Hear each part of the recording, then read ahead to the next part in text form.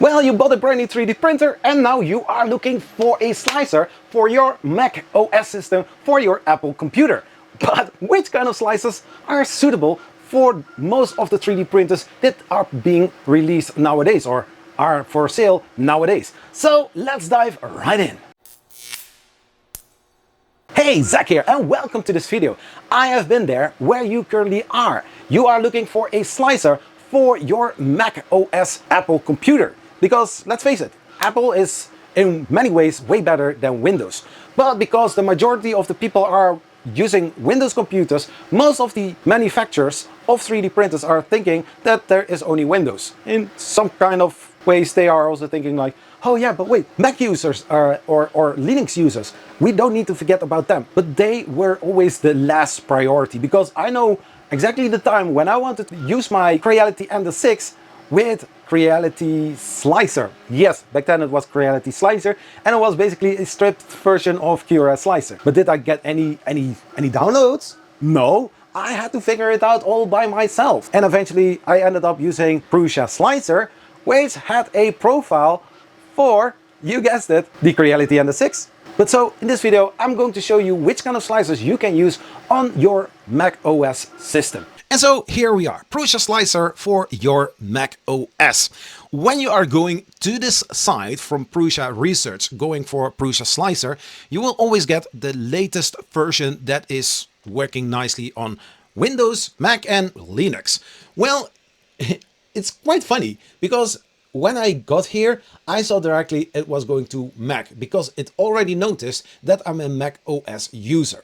So you click on download for Mac. You can just, wait and then click for getting the file. Once it is downloaded, because you see already a 1 next to the file name, I already have it installed on my MacBook. Basically, you are going to run through the whole process for getting software for the Mac. You are already familiar. It is a DMG file, and once that is downloaded, you are going to follow the steps. Sometimes you will get an installation program running. Sometimes you need to drag and drop it to the applications folder. So once that is installed, you are going to your applications folder and you are going to click on the icon from PrusaSlicer. You click on it. That's all you need to do. And then PrusaSlicer is going to start. And so PrusaSlicer is going to start. Once that is done, you can add a lot of 3D printers to this slicer.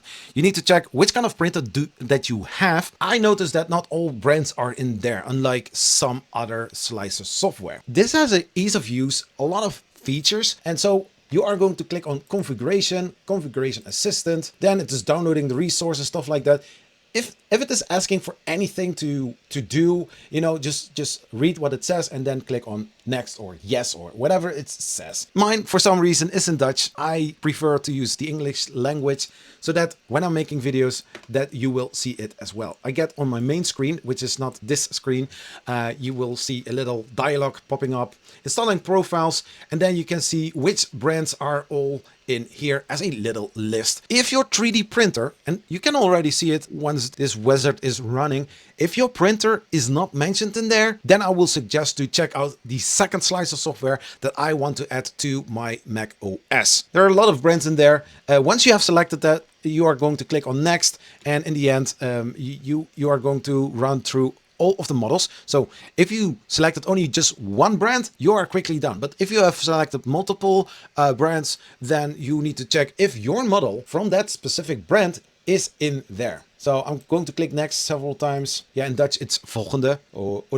in Deutsch nächste. So you're going all to this process. You can also set up a custom printer.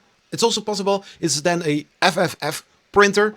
You can rename it by defining a custom printer profile name, and then here you are going to put in the name of the printer that you want to add. Make sure to have selected all of the filament profiles, that a lot of filaments to choose from once you are going to work with a specific kind of 3D printer. In order to do that, you're going to click on all and then next, and then check what it says, read it, and then next. And here also built-in downloader, also that is possible. And then which kind of mode that you want to use, simple, advanced, or expert mode. And this is the build plate from the QD X Plus 3, which is right behind me, which is amazing, which is cool. This is a network printer. I'm going to deep dive into all the settings in a different video, but this is to start you into using a slicer or which kind of slices that you can use on your Mac OS system. And so here we are with the next one of my favorite slices on my Windows computer, but it's also going to happen for my Mac OS system. Orca Slicer. Orca Slicer is working very hard together with people that are using Orca Slicer to get the best profiles out there for a lot of brands. And I think also brands are taking advantage of it. Some brands should really need to work on that as well. And if you're going to go to download it for your Mac OS system, if you're going to click on here, you probably would get a download that looks all right, but you see a little forbidden sign in the application, meaning that you downloaded the wrong file. So you are going to this site, orcaslicer.net/download/. There you are going to scroll a little bit down because here are a lot of downloads for several operating systems. In my case, instead of using the ARM64 version, I had to go for the x86 version because I'm running an Intel i5 processor in my MacBook Pro. So you're going to click on downloads, you're going to select the right folder, and once it is downloaded, just click on it and check what the installer is saying that you need to do. Think that you need to drag and drop it into the application folder. You're going to be asked by the privacy settings if you want to allow this program to work. Don't forget to click on OK or yes or agree, whatever it is asking, but make sure to confirm what it is asking. Once you are going to open it and start using it, you will get different kind of questions for the first time. The region, very important. Just follow the instructions if you are living in the US or if you are living in the in Europe. Make the selection and follow further instructions until you get this kind of screen. Then we are going to go to prepare, and then we have here, I've got standard the Bambu Labs P1S 0.4mm nozzle. I didn't link it yet. It is a network printer. There are some things that you need to follow in order to get a connection between Orca Slicer and your Bambu Labs P1S. Now, how to add a 3D printer? Well, it's very easy and simple. You're going to click on here and then select Remove Printers. System Presets. It's basically, if you saw the part of the PrusaSlicer, it's basically the same kind of thing. So you're going to click on it. You can go for the hard way. You can go for the easy way. Let's go for the easy way. If you know the brand of the printer that you want to add to Orca Slicer, click on device keyword. Very important. We are going to add the FL-Sun Super Racer. So FL-Sun, and now you can scroll. Okay, nice. So here you have all the models. Unlike with PrusaSlicer, which has only I think the Q5 and the QQS Pro, it has also the Super Racer, the V400, the T1, the S1. It's all in there. So very nice. I'm going to add the QQS Pro and the Super Racer for this tutorial. Now, I don't have the other ones. Then we click on confirm. So it's going to do something on the background. And then I'm going to select, for example, this one, the Super Racer. It's a non-network printer. So I need to use the SD card, micro SD card, or USB thumb drive. We are going to click it open, and we are going to click on the Super Racer, and you will get a nice build plate. And basically, this is a very nice way to present how your print bed is going to look like. If you are going to slice a model on it and put it on there, you know exactly how to look at it if you are going to print on this 3D printer. So that is Orca Slicer. And so the next one, Ultimaker Cura 5.10. Believe it or not, but this was one of my very first slicers when I entered the 3D printing world. So download for free, Ultimaker Cura. It's a free slicer. In this case, which one to choose? Well, we are going to exactly check which kind of Mac OS version you need to have. So we are going to click on the top one, then we click on next or save. We wait, we are going to click on the download, and we are going to let the installation program run. Well, here I will get a screen, disagree or agree. Well, we are going to agree because we want to work with this slicer program. So here we get the typical Mac OS way of doing things. We are going to drag and drop it into the applications. Then it's going to copy to the apps. Finally, it's installed. That part is done. We are going to click close. And then we are going to the apps folder. You don't see it, but I'm going to click on the Ultimaker Cura on my main screen. So it's going to verify. If it is verified, it's going to run through the process very quickly and easy. Okay, so we are going to click on open. Try to, so we are going to wait. I see here this screen. I hope I can drag and drop it to the other place. No, I cannot. You will get a loading screen where it loads all the machines and all the stuff needing for this slicer. It's 5.10, so this is the latest version. Yes, always select something like this. I don't know which kind of network machines Ultimaker Cura is able to find, because Ultimaker is also a brand for printers, and their printers are network based. So yeah, it's a little bit tricky. You will get here this what's new. You can scroll through it by clicking on next. Read the whole thing if you want to, if you have the time for it. So the very first 3D printer, funny enough, is the Artist D. What? So for some reason there was still an Ultimaker Cura file somewhere, and he just picked up all my previous things. How to add a 3D printer to this slicer? Very quick and simple. We are going to settings, printers, and then here add printer, and then you can select for, and this is a funny part, I always have seen this, so Ultimaker printer or a non-Ultimaker printer, and then add a networked printer. No printers found over your network. Go and add a non-networked printer. Of course, even though you skipped is a non-Ultimaker printer, it's still adding all the Ultimaker printers. I'm not going to scroll through the whole list. A Creality 3D printer. Here in the list of Creality, if I scroll right through it, you won't see the latest Creality printers. So I've got here Creality Ender 6, for example. Let's go for the Ender 6. Click on add, and then you will get the machine settings, read it, go over it, and once you are satisfied, just click on next and you will get this. I'm going to rush over it a little bit. I hope you don't mind it, but a lot of things are, you know, just scroll through it, see which kind of printers are in the slicer.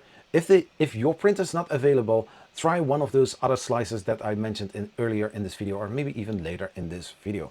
Because in my honest opinion, Ultimaker Cura, it's a nice slicer software from the times that I have used it, but very rarely I use Cura. Mainly for some of the videos, some of the printers, like for example the QQS Pro, this is the Super Racer, but you know, if there is a slicer software like Orca Slicer, they have a profile for the Super Racer, so that I don't have to use a other model. This is the Ultimaker Cura, so let's go to the next one. So, and then we have Bambu Studio. A little side note, I don't know how many other printers are added to Bambu Studio, but as the name suggests, very brand based. Don't expect any other brand outside of their brand. In here, we are going to click on Bambu Studio for the Mac. So we click on save, it's ready. We are going to click on it.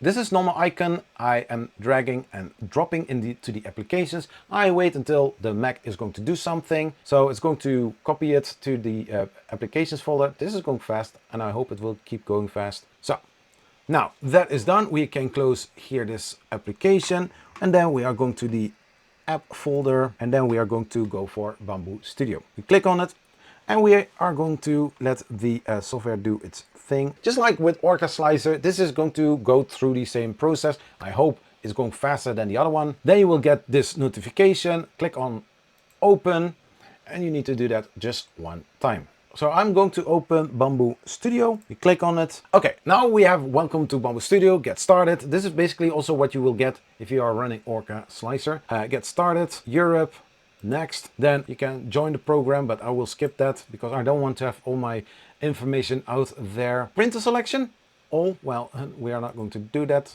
Clear all, and we are going to add the Bambu Lab P1S. Well, I see here also other printers in there as well, so that is really cool. So we are going to click on next because I only want to add the P1S. So I'm going to click on all, next. Install the Bambu network plugin. That is very important in order to, you know, sending print jobs over via wireless LAN or cloud service. Well, I'm not connected with the cloud for some reasons, so it's going to download the Bambu network plugin. Also there, you need to wait for it a little bit.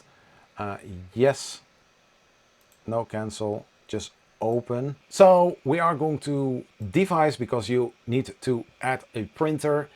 We are going to click on here. So it already found one of my printers. So you click on it and then you need to enter a password. I'm not going to show you that here. After you have done that, click on confirm. So I have now added my printer to it. If I click here on the play button, I will see, that's funny. because there's no print in there, but you know, I can open the door. The frame rate of the camera is low on this, on the P1S. You have connected a printer to Bambu Studio. Very easy to work with, especially if you are using your type of Bambu printers with Bambu Studio. You are not obligated to use Bambu Studio. If you have a Bambu printer, you can also use Orca Slicer. Choice is yours.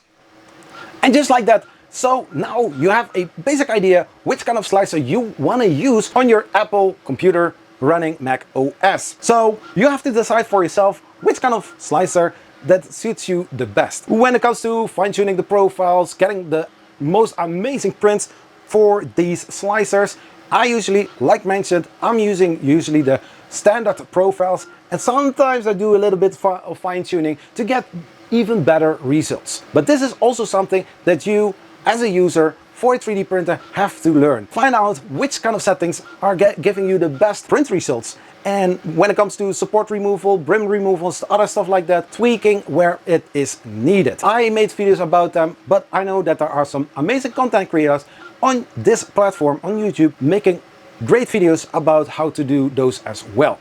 Because let's face it, I'm not the only one making videos about 3D printing and slicing tutorials. So, slicing tutorials.